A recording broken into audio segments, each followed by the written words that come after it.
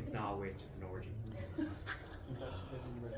Well, we're cutting that out of the They video. still will eat children. I think I'll crack on. Thank you. Now, everyone, thank you very much for coming. How are you getting on this morning? Just about. Bowling over with excitement there, folks. Absolutely love it. Yeah. I'm Sean. I am obviously giving a talk on Star Wars this morning. At least that's what my notes say. I'm working with the Clone Star podcast, and I work with Trek Culture Online as well. And one of the reasons I've chosen this topic for this morning is because, quite frankly, there's an awful lot to talk about. So I think it's safe to assume everyone here has heard of this show. Yes. Yeah, can I take it as a given you've all seen at least one episode? Yeah. Grand, cool. So then, as you know, it's been going since 1966, and with a couple of hiccups along the way, it's done pretty well for a TV show that failed its first pilot. And it's done so because, along the way, it's made an absolute point of telling stories that we can all relate to, while also doing it in a high fantasy sci-fi type setting. So it's the way they were able to get away with an awful lot of stuff in the 60s, because, sure, what do we know about the original series? We know it had a very diverse cast. We know it was able to tell stories that other shows weren't really getting away with. You know, we were talking about racism, we were talking about equal rights, we were talking about Shatner's wig. There was an awful lot of really important things we were talking about in the 60s. They didn't hit the ground running. Their first pilot, too cerebral, they said. You know, they swung for the masses. They had a woman on the bridge, can you imagine? NBC didn't want to imagine. They said, absolutely not, get rid of her. And also, while you're at it, get rid of the Satan-looking fella. And of course, Gene Roddenberry said, I'll do you a deal. I'll keep the Satan-looking fella and I'll marry the woman. And so he did. And we got a second pilot where no man has gone before. And that did slightly better, because unfortunately, Jeffrey Hunter decided he didn't want to come back. He went off to do movies. And they got this Shakespearean actor, William Shatner, to play James R. Kirk in the first pilot. And it went much better, because there was a bit more emphasis on a little bit of action while still getting the story across. So already we're seeing lessons in Star Trek. It's tell a good story, but know your audience. And that one did much better, and they were given an order for series. And the first episode that was commissioned as part of the series was the Corbomite maneuver. Now, it wasn't the next one that was aired, because there was an awful lot of special effects going on. If anyone could remember that big ball with all the little balls inside it, and inside the little balls, there was Clint Howard. And that episode was famous for introducing, well, the entire main cast, really. But Nichelle Nichols first appeared in the Corbomite maneuver in her lovely gold uniform that she wouldn't be seen in again. And she was the communications officer. Now, fun fact, she was not the first communications officer on the USS Enterprise. Lloyd Haynes played the communications officer in Where No Man Has Gone Before. But in what was a theme of the original series, Lloyd Haynes was a person of colour. So the role was always being played by a person of colour. Now, as you know, Nichelle Nichols sadly passed away last week. What a legacy. I would love to spend the rest of the day talking about her legacy, because she deserves it. But, as you all probably know, end of season 1, she decides, I'm not really loving this, and she gets an offer of a job on Broadway, so she says, I'm going to take it. And obviously she tells the story much better than I ever will. A fan convinced her to stay. Of course, that fan's name was Dr. Martin Luther King Jr. And I think, yeah, if Dr. King tells you to do something, you do it. And because he raised a very good point. The door had been opened by the casting of Nichelle Nichols as Uhura for people of colour to play equal roles on television, but could just as easily be closed again if she left. Because the role wasn't specifically, at that time, there was nothing specific about it being a woman of colour on the bridge. As Dr. King said, we could recast you with an alien tomorrow, and then that door closes. So she stayed. She did, because she was able to take her fame from Star Trek and became massively influential in recruiting more diverse people for NASA and sponsoring programs for the space program, which I think we can agree is an incredibly important thing to do. I think we are still reaching for that today. Her legacy is still being felt today. Now, no show is ever perfect. Star Trek is not perfect. We had some wonderful, wonderful, wonderful things in the original series. We also had Errand of Mercy, which is a fantastic episode. It was a very, very strong story. It introduces the Klingons. They were created by Gene L. Kuhn, and it introduced John Colicos as Kor. And John Colicos famously got the part as Kor, and he walked into the makeup room, and Fred Phillips was sitting there ready to make him a Klingon. And he went, Fred Phillips says, all right, what does a Klingon look like? John Colicos says, what are you asking me? I'm the actor. And so together, they decided that they would be kind of imperialistic. The brief for Klingons by Gene L. Kuhn said, you know, hard-faced, and I'm quoting here, Oriental. And so, the first Klingons were painted with a face paint that was named Orient 2. It's sometimes difficult to remember that in the 1960s, every Klingon you see on screen is in blackface. And it can sometimes damage the legacy of Star Trek when you think of, you wouldn't get away with that today, and rightly so. So that's why when the movies come along, they start to add prosthetics. Because I think once you start to add these kind of prosthetics, it takes away from the blackface element of it. You wouldn't be able to do, and rightly so, the original series Klingons today. Trials and Tribulations, quite frankly, took a swing and a miss. But they were doing the original episode, but we'll see. So what this shows is that in the 60s, Star Trek kept trying. It slipped, and it did really well.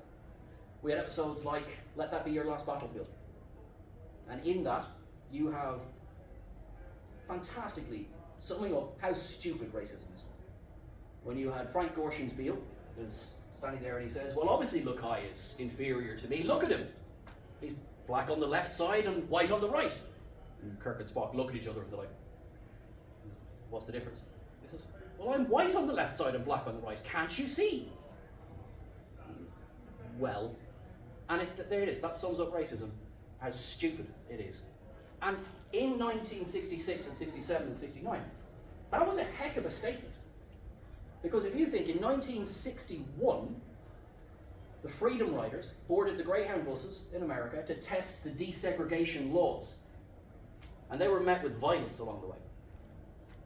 In 1963, Dr. King makes his I Have a Dream speech. In 1965, the March from Selma is met by state-sanctioned police violence. 1965. 1966, the horror sitting on the bridge. Star Trek was swinging big. Now it stopped doing that straight away. It never made another statement again, and it just became really boring television, and that was the end of it. Thanks very much for coming to the talk. So we do the movies. 1986, Star Trek IV: The Voyage Home comes out. And I don't know about you, but the one with the whales is one of my favourite films. It's about as subtle as a brick to the face when it comes to what it's talking about. And of course, it's talking about the Save the Whales campaign, it's talking about environmentalism, and it does it with humour, but it doesn't in any way try and hide its message. And again, that could have been just, preaching. You know, what do we hear about? Oh, I hate being preached at. It's really, really annoying. And yet it's the most successful Star Trek film until Star Trek 09 comes along. Because it managed to take its message, do it in a fun way, and also it did it in a kind of a loving way. And that's what Star Trek does a lot.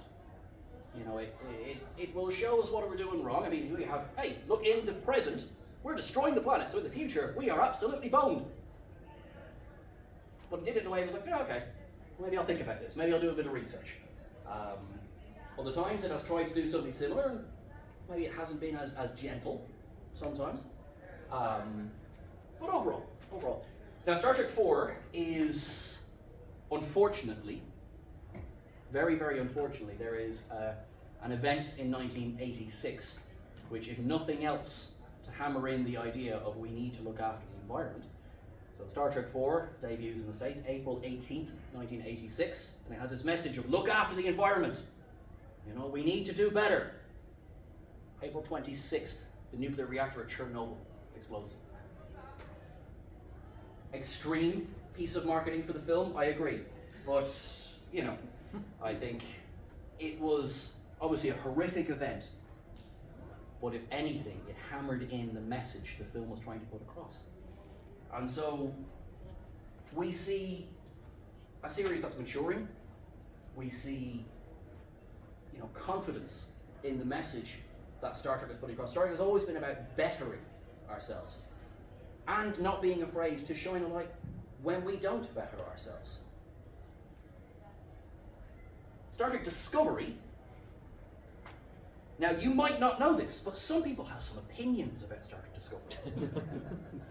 And, you know, it's funny, I've never seen anyone discussing it online at length. Star Trek Discovery came out, and it was the first live-action TV series since Enterprise went off the air, and it focuses on Michael Burnham, who is not a captain, she's a commander, and in the first episode, she is blamed for the start of the Klingon War with the Federation. And, you know, we're supposed to root for this character? You know, how are we going to do this? And as the show goes on, you see the discourse online about, you know, the term Mary Sue gets thrown around, and, you know, kind of mutineer, what's going on? I think Discovery did a very, very clever way to start its first season. It introduced a character that was straight away, we weren't necessarily going to love this character from the off. She made mistakes. But to counter the Mary Sue argument, we have Michael Burnham. She seeks out somebody who has experience with the Klingons before, Sarek. She goes, Sarek, you've been in this position. What do I do? And he says, fire. She goes, right, I went to somebody with experience, and this is what we should do. Now, oddly, she kind of goes around it the wrong way. Maybe don't nerf pinch your captain. You know, just a thought. It's got me in trouble a few times. And she is then blamed for the start of this war. It's wrong. Takuma started the war. He was a political event to kind of unite all the 12 houses. In fairness, it worked. Well done, Takuma. But as it's gone on, Discovery has been about a different style of storytelling. Obviously, it's heavily serialized, which makes it difficult to drop in and out. Star Trek was always episodic before Discovery, which made it much easier to kind of dip in and out. They tested the waters with DS9, they seriously tested the waters when it came to Enterprise, and so that already made it a different show. You kind of had to watch it from the beginning, so you kind of had to invest, which obviously you should do anyway, but we have lives. Some of us have lives. I'm sure you have lives. I'm here talking about Star Trek.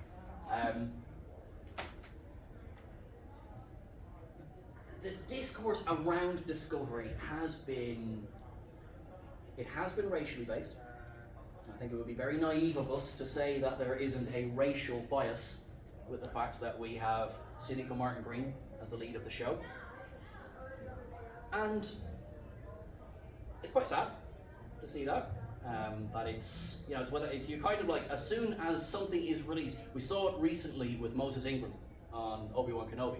First episode comes out, and you said, give me 2 minutes, and I will see 5 racist tweets about it. And I was wrong, it was 10. And the same thing happened with Discovery. Something Star Trek is doing is going, we know this is going to happen. We know there's going to be discussions like this. We're doing it anyway. And I think that's one of the strongest things. Discovery is about to start filming its 5th season. And it has become event television. It is cinematic. I will be the first one to say there are story issues. I will say season 4 had its moments. criticisms it gets, modern audiences, as opposed to, say, even we're talking Next Gen, or DS9, or even Voyager, we now live in a time where, thankfully, a lot of us are much more in touch with our feelings. We know it's okay to talk about how we feel. We know it's okay to make mistakes, and we know it's okay to admit we make mistakes. Now, obviously, I'm not saying we didn't do that back in TNG and DS9 and Voyager, of course we did. It wasn't as openly discussed as it is now. One of the criticisms, what do you hear about Discovery? Is like, oh, she's crying again. Oh, he's crying again. They're depicting characters who are much more in touch with their emotions. And I love it. And sometimes you're like, but you're hurting the story. Will you get on with it a little bit? And that was my problem with Cleveland Booker in season 4. I thought it started brilliantly. There was a massive trauma at the beginning of season 4. The worst kind. And we get 3 solid episodes of David Ajala doing fantastic work, depicting this trauma, speaking with Wilson Cruz as Dr. Culber, and it's really, really well done. It's really, really well written. And then the other 10 episodes of the season just drag it all the way out. And that is an issue. So that I will agree. So Discovery, it's still stumbling. But we're going into season 5, so there's lessons to be learned. Starting the Next Generation, I'm a fan. It was episodic. It was TOS with all of the confidence TOS wanted, because it had learned all of the lessons from TOS. There are episodes in the Next Generation that deal head-on with, let's say, the fallout from Vietnam. Think of The Hunted, Roga Danar, and the rest of his people. They are a deliberate version of Vietnam vets who were just ignored when they got back home. There you go. There's TNG giving a preachy episode, and yet it's not preachy because it managed to balance it. I think most of the people sitting in this room have probably heard of the episode The High Ground, which of course was banned on BBC for many, many years because it said that in 2024 we would be a united Ireland thanks to armed terrorism. What were they thinking? So they were trying obviously to depict, you know, this difference between, are they terrorists or are they freedom fighters? You know, what's the difference? And the difference is who wins. That's what it is. And they don't really give you an answer in that. Deep Space Nine, however, you had a main character, Major Kira Nerys, who was a self-proclaimed terrorist. She said it herself, before the events of season 1, during the occupation of Cardassia. I mean, this is 90s television telling you to root for a terrorist. You know, she's going to be one of your favorite characters. Nana Visitor, incredible performances across the run of DS9, particularly The Darkness and the Light, season 5. She is a survivor of her resistance cell, which are then being systematically picked off by a victim of one of their attacks on a Cardassian outpost. So what we have is technically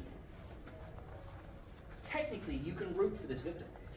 They're horrifically hurt by a bomb that is set by the Shikar resistance cell. And what we have is an incredible scene that must have taken a lot of thought in the writing room to have Kira sit there and go, what, do you want me to apologize? You occupied our land. Why should I apologize to you? Why should I feel guilty about what I did to you? In the recent documentary, What We Left Behind, Nana Visitor is asked, do you think we could get away with that now? The answer basically is no. Because in the 90s, what we thought of as terrorism versus after 9/11 changes. Enterprise comes along after 9/11. In fact, it comes about 1 month after 9/11. The world is a very different place. You have season 1 of Enterprise. Now, can we all agree, season 1 of pretty much every Star Trek is pants. Pretty much everyone. Strange New Worlds did a very good job, but everyone has their breathing room. Everyone stumbles out the gate. right? So Enterprise, I would give it a bit of a pass for that, but it gets extra scrutiny because you have this optimistic look at the future, and you have, let's be honest, a little bit of a rehash of TNG and Voyager. It's great. The world could not be less receptive to it in October of 2004. Now, obviously, that's not the show's fault. The show was made long before this. It was, it was only being broadcast then.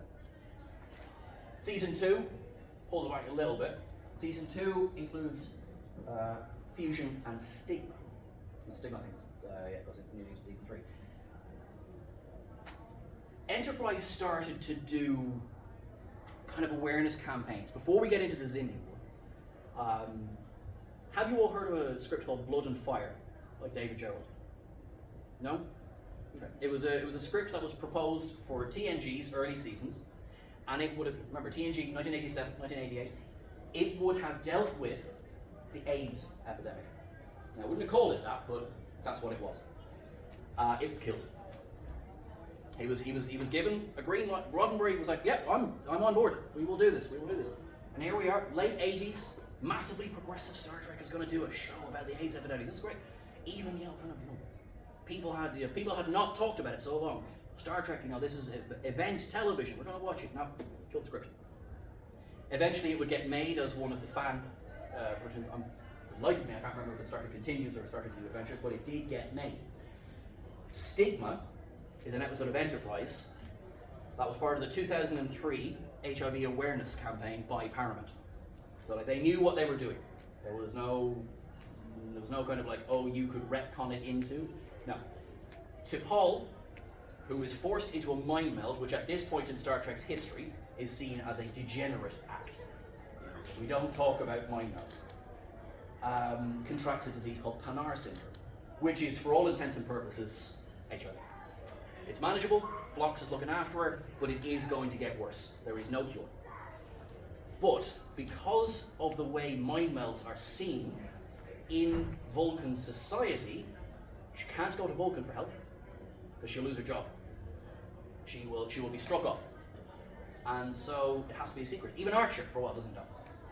And eventually, they end up at a conference full of doctors, and Phlox makes a terrible, terrible mistake. He speaks to a Vulcan doctor about how to treat Panar syndrome. She is immediately called before a review board, and she is told she's about to lose her career. Now that episode, what it does is, it sort of resolves it by saying, it's okay, it wasn't T'Pol's fault. She was forced. Which is a very mixed message. Because it says, well, what about the people who engaged willingly in mind melds? Do they deserve it? Now, it does get addressed later on, I'm delighted to say. When we get into the Forge trilogy in Kirshara, we do address this. But yeah, it was not amazing. Star Trek again, learning as it goes. Learning as it goes. Then they decide that they will address 9/11, which they do with the Xindi attack on Earth. At Destination Star Trek last year, John Billingsley was on stage, much funnier than me. I'll tell you that right now. The man is just full of energy, it's ridiculous. And he said he never really enjoyed the Xindi arc because he thought it was too soon after 9/11 to really understand what the fallout was going to be. And I think that's a fair point, because in 2022 we are seeing what the fallout of the September 11th attacks were, and what it led to, what happened in the Middle East afterwards. Enterprise dealt with it by, it sends the Enterprise off into the expanse, and the ship itself becomes a symbol for survivors. Because by the end of that season, I mean, this thing is being held together with sticky tape prayer, and yet it's still flying. And it's a very Star Trek message. You know, you can have the 7 shades of snot kicked out of you and still keep going as long as your message is pure. That is Star Trek. It's been cancelled a few times along the way. Letter writing campaigns have kept it going. Fast forward to Star Trek Picard. So, we know from the 2009 Kelvin film that the Romulan sun exploded. Still not exactly sure how it was supposed to destroy the galaxy, but you've got to have some stakes. So the Romulan planet is destroyed, and Picard deals with what happened after. So the Romulan Reclamation Project becomes directly analogous to the Syrian refugee crisis. You know, one moment everyone cares, and the next moment, well, as long as you care, someone cares. There's a little bit of that, and then it becomes, we need to look after our own. There's some fantastic expanded material on this as well, particularly The Last Best Hope by Dr. Una McCormick. If you get a chance to read that, do. It sort of fills in backstory and it tells you the story of what was going on during the attack on Mars. Now, the synth attack on Mars itself, it's like another attempt to do a terror attack with a small group of radicalized, well in this part it's reprogrammed, but radicalized combatants, which leads to a blanket treatment of a larger group. So a small group of synths are reprogrammed by the Romulans, spoiler, and all synth life is banned. A small group were responsible for the 9/11 attacks.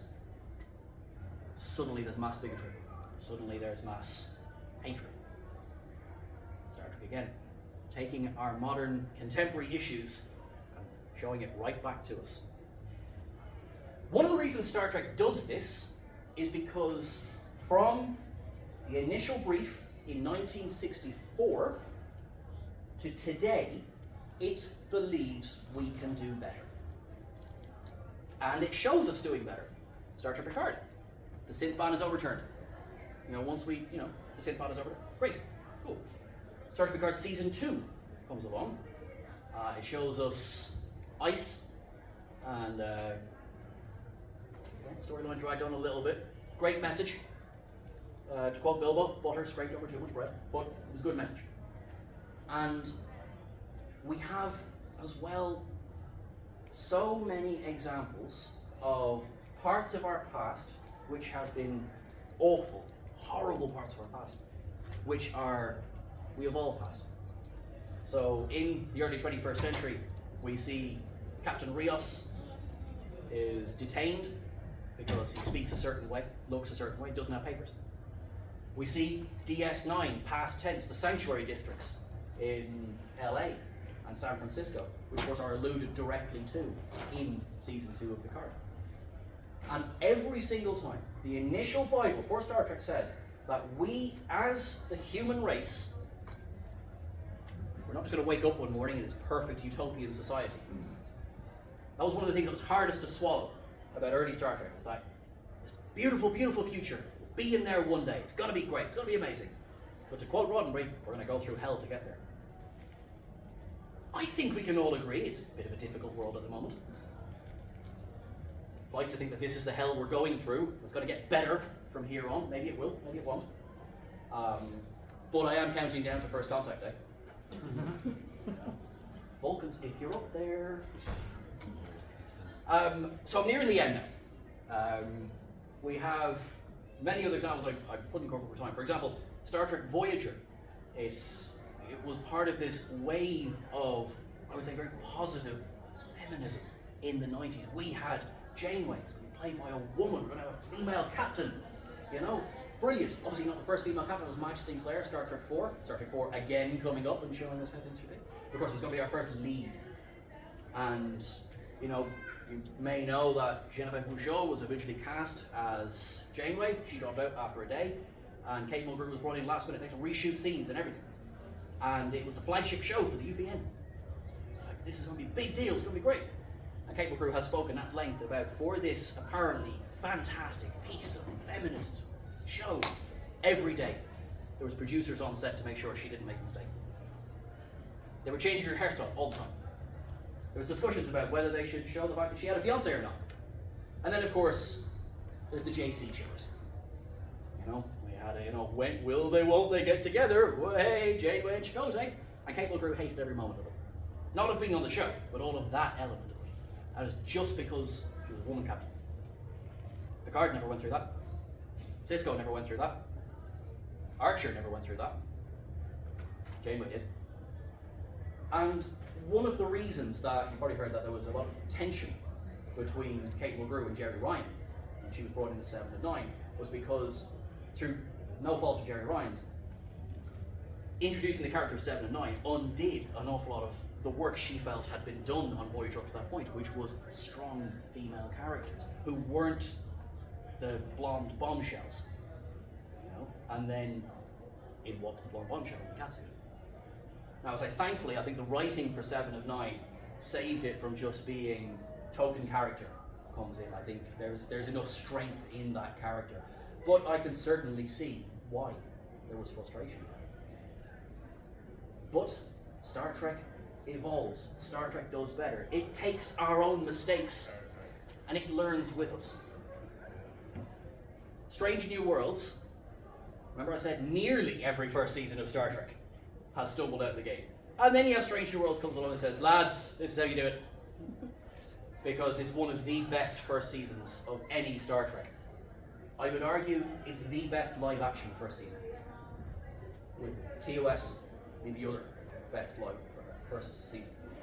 Because it obviously has the benefit of learning everything that came before and using all of those examples. And we know the characters, so that helps. You know, we know Spock. We sort of know Number One. We sort of know Pike. And then it did something very, very, very, very clever. The season finale, again, spoiler, A Quality of Mercy, is effectively somewhat of a remake of one of the most famous episodes of Star Trek of all time, Balance of Terror. And the same message that was taught in Balance of Terror in 1966, leave your bigotry in the quarters. Just because people look a certain way, don't judge them for that. And we are pawns of a larger empire. Plays just as well in 2022 as it did in 1966. And I think that's a pretty cool legacy. So to sum up, Star Trek's pretty good. Made some mistakes, and let's be honest, it's going to make some more mistakes along the way. It's done drama very, very well. It's done humor very, very well. Cupid is hilarious, and I will fight anyone who says differently. It has taken the issues of the past, the issues that we hope are in the past, and has shown it to us in stark realization. Far Beyond the Stars, I think we can agree, is one of the greatest pieces of literature put on screen. That final breakdown of Avery Brooks playing Benny Russell as a voice who's been silenced by racism is incredible. That was made, what, 1998? It wasn't exactly like it was that long ago. But Star Trek has always taught we're going to get there. It's going to take some work. It's going to take a lot of hope. It's going to take sacrifice. But we're going to get there. It's one of the reasons I love it so much. I would hazard a guess to say it's one of the reasons we continue to watch. Because if it's all doom and gloom, what's the point of watching it? Really. You know? Having said that, I loved Ronald D. Moore's Battlestar Galactica, but my God, laughs were thin on the ground. But we've also got Lower Decks. And I swear to God, I have not cried laughing as hard as I have at that show. And the only thing, I think, the one thing that will break me as a human being is going through every Easter egg in every episode of that show. I run out of notepads. But it's got one thing that I want to talk about just before we go, is Star Trek Prodigy.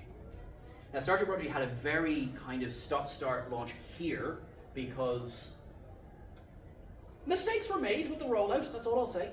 And so it was both available and it wasn't, and then it was always split in half anyway. It is wonderful, it is fun, it's fresh while still having everything that Star Trek is. There's still a lot of, still have your Easter eggs, you have Janeway. But what it does, it was always billed as this, it was going to be a show to introduce new audiences to Star Trek. Hands up, I thought, is this going to be a kids show? Not that there's anything wrong with kids shows, but is this going to be definitely for a younger audience? And it both is and it isn't. It plays a very, very clever tune of, it definitely works for a younger audience, but there's enough in it for existing fans and for adults as well. I think it is a fantastic centerpiece of the Star Trek franchise. It is a symbol of hope for the future, hope to bring in new fans, hope for this franchise that's been going for almost 60 years now to keep going for, you never know, another 60 years. We might be able to show some episodes to the Vulcans when they arrive. I was about to say Romulans. I was like, alright, which side am I rooting for? But, so yeah, in closing, we can trace so much of ourselves through this B-movie show that started in the 60s with some lovely bug-eyed aliens, with the hope that maybe we'd make it to season 2. Frankly, the hope that we'd make it to a pilot. And, I talk about success stories. Longest ever pilot to series, The Cage, Strange New Worlds. I think that's pretty incredible. Folks, that's everything for me. If you have any questions, I'm happy to hear it.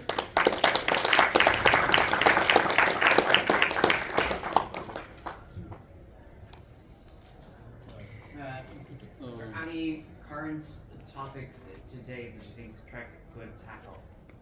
Thank you very much. Question certainly wasn't planned. Thank you. I was actually thinking about this because Star Trek has taken contemporary issues and tried to shine it back in ourselves. What I would like to see is an addressing of the anonymity that comes with online abuse. Now, I don't know how they're going to do that, but if you think of the power that people have behind a screen, you know, they never need to see you, they never need to interact with you, and they can either lift you to your highest height or break you. That's something I would like to see Star Trek address. Now, I mean, if you do it the way they did it in Balance of Terror, they never met each other. There was this film, Wrath of something or other, Into Darkness, where the villain and the hero never meet. Obviously they do it Into Darkness, but anyway, that film exists. And you have, through a screen, incredible damage done from one to the other, and they never stand in the same room as each other. So Star Trek has done it, and I would love to see it address it again. So that is something I would like to see it address. John, season 2, what do you think they're trying to get across in the whole Q story arc about it's cosmic being a god, and then he's dying, moving on?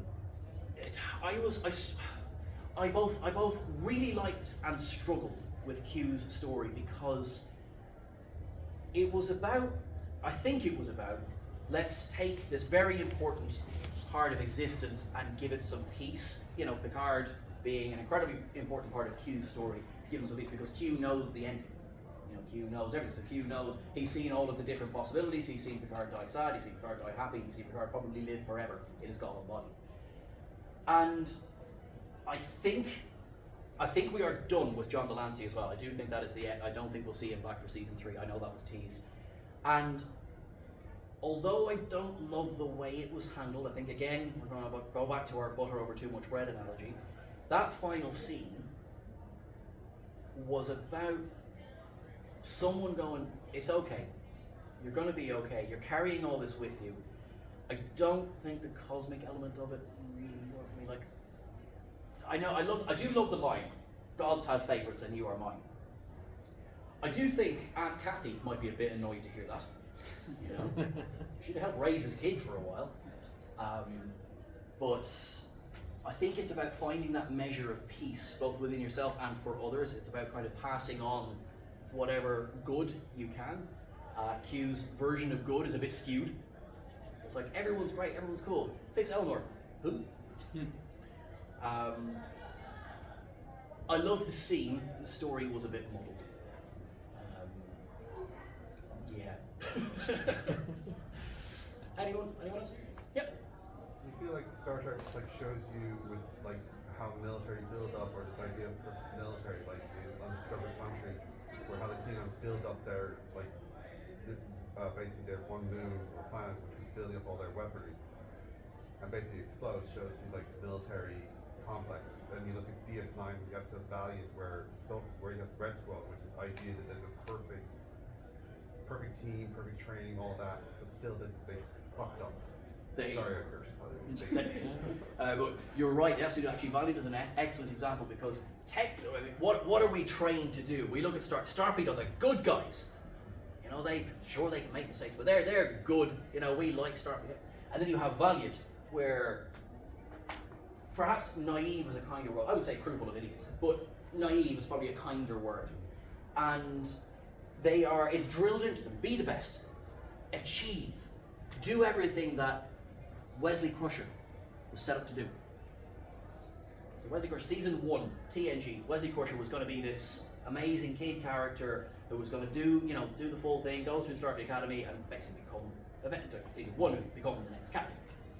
Of course, he was captain during the Naked Now. And his story veered away, which I think was very, very good for him. Whereas their story, obviously, they continued on with Red Squad.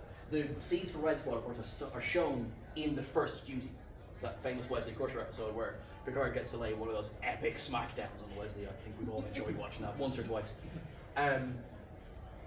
But to address the militarism in Star Trek overall, it's such a funny road that they walk, because Wrath of Khan massively benefits from the fact that Star Trek becomes a proper navy. It is much more disciplined than it had been.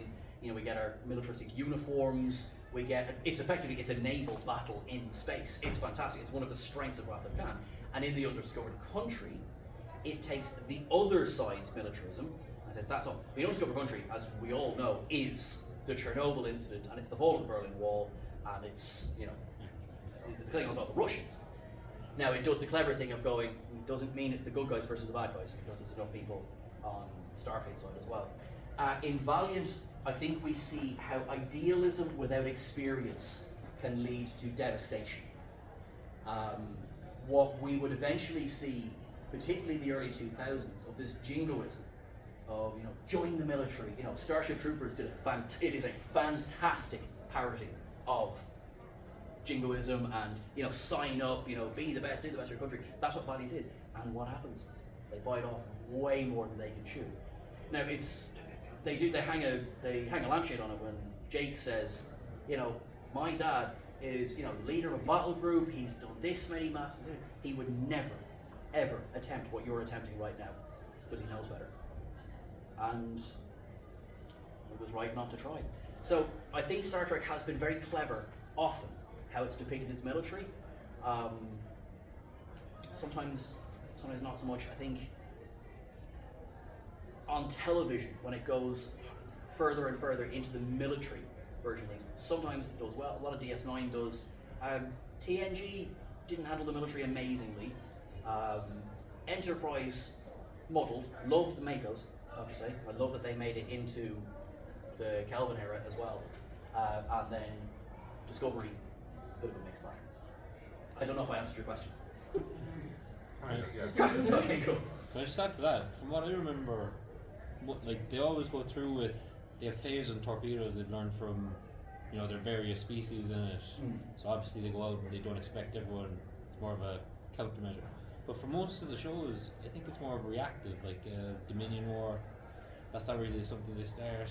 Yeah. Enterprise is always building up. With the Valiant, that was after the Dominion War starts, or was that the It was during the Dominion War. So the point that Starfleet reacts as opposed to but it builds up. The build up is more of after a reaction from a aggressive species as opposed to building it all the time. You're exactly right. Yeah. There is a fantastic discussion between two characters in one episode of Deep Space Nine. Quark and Garrick. In Quark's bar in The Way of the Warrior. And while discussing root beer, now I'm sorry to all root beer enthusiasts, root beer is vile. I'm with Garrick on that one. I'm absolutely with Garrick on that one, as I am with most things. Maybe not record that bit. But anyway, they talk about how Starfleet is this wonderful thing. It is all encompassing and it is great, but it's all encompassing. It's insidious. You learn to love it. And although I am a Starfleet fan, don't get me wrong, and I am a fan of the Federation, I can absolutely see why those on the outside would look at it and go, well, I don't want to be a part of your homogenized empire. Because although they don't call it an empire, it is the biggest power in the Alpha Quadrant. But thankfully it's okay, it's Starfleet. The good guys. You know? And it's, in fairness, the way it's depicted, it is good. The Cardassians are the bad guys in that. I mean, I am not defending the Dominion. You know? Just wanted a bit of extra space, really. But anyway.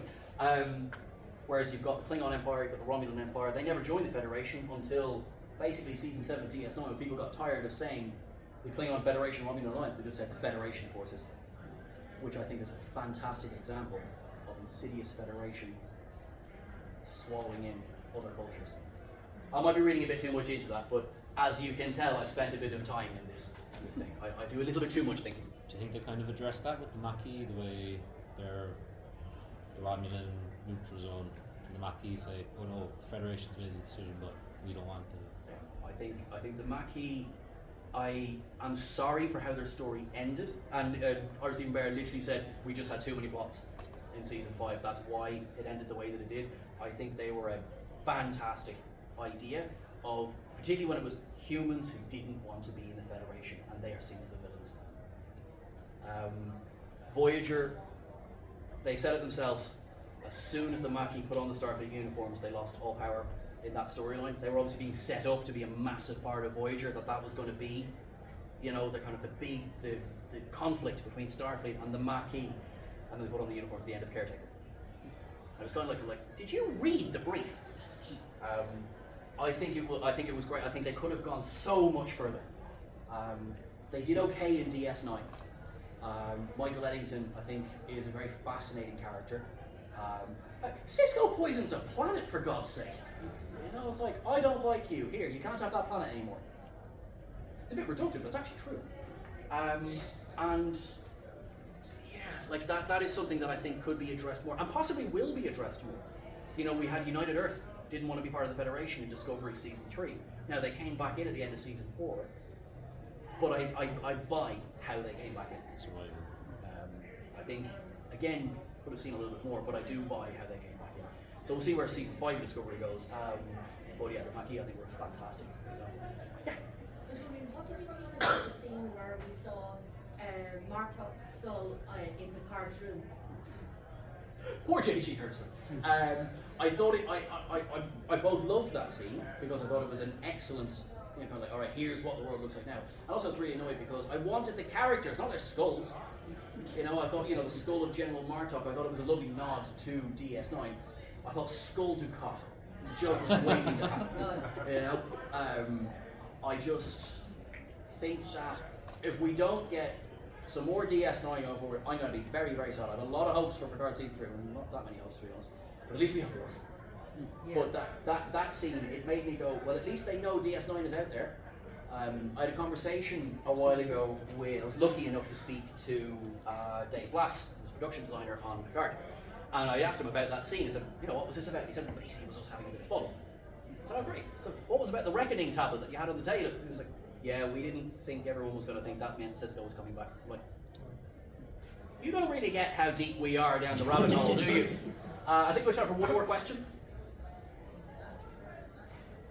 We have to talk about the drumhead. How often do you look at events in the real world and look to the drumhead? The drumhead is, it is one of the great Picard speeches. This idea of seeing enemies everywhere. And I think that is something that is so prevalent. It was prevalent in the 90s. My God, was it prevalent in the 2000s. And it still is now. Now, it sort of goes back to my point of this online, you know, hiding behind a screen. Because now you kind of, your enemies could be anyone. And that's what the drumhead did. Is the problem is that when you start to see enemies anywhere, you start to see them everywhere. And you have to actively work against that. And it's hard. It is hard. The episode wonderfully doesn't have a resolution so much as, right, yes, Admiral Sati is kind of, she is deposed, that's fine. But Picard says, this problem doesn't go away because this particular case has been solved. And Worf, look how easy it was for Worf to get swept up in all of that. And he says, the Federation has enemies, we must root them out. Yes, but you're looking for the haystack, and all you should be looking for is the needle. And I think it's a fantastic, dark, prescient episode. And a lovely, fun way to end this today. Everyone, thank you so much.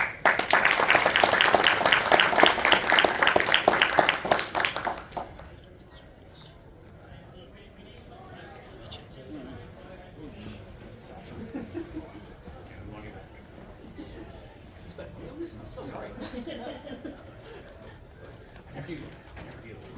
Do you like it? Don't forget to step on the thing. Yeah, step on the.